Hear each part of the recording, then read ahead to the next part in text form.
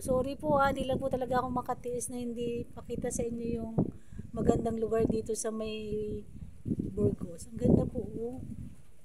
Ganda.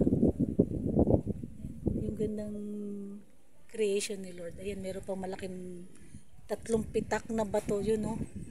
Yun, oh, sama ko po. Pwede po bang mag-video, Nay? Kasama ka, Nay? Di ba ho kayo mahihain sa video, Nay? Ayan, oh. Ganda ng lugar nila, oh.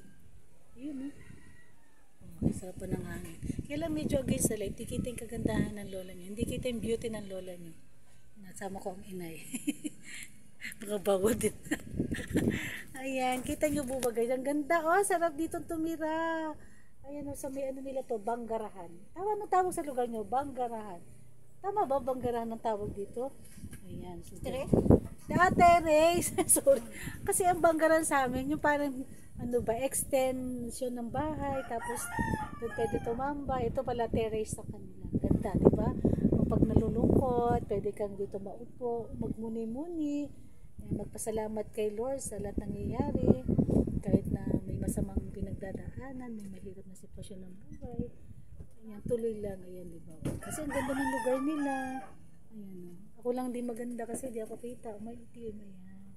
Maitim. Ayan, sorry guys, talaga natuwa lang po ako sa kanilang lugar nila maganda, oh. Kaya pala ganitong kulay ko, hindi na ako mupuputi kasi sa lugar pala ng Tagbilaran palibot sila ng dagat. O, tingnan nyo na color. Ay, joke. Joke lang po, joke. Natuwa lang po talaga ang lola niya. Kaya yun po, pinapakita ko lang yung kanilang lugar. Ay, kung gaano kaganda yung lugar nila. O, may mga ano po doon, pukot po ba tawag dyan?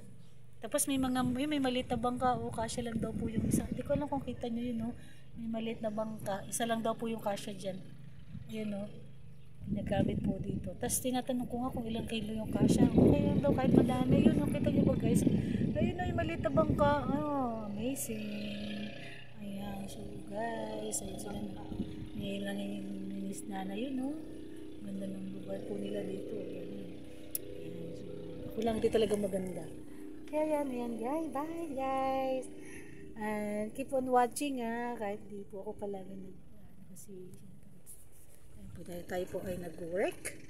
Ayan, minsan na lang po tayo.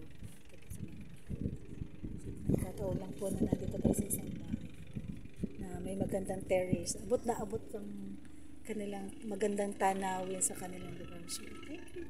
Ayan. Bye guys. God bless everyone. Love you. Ingat po kayo at pagpalain po kayo ng Lord sa inyong mga buhay. Ayan, bye guys. Shoutout sa lahat ng mga kakaibigan, mga ka-reels, mga kapamilya, kapuso. Miss you all.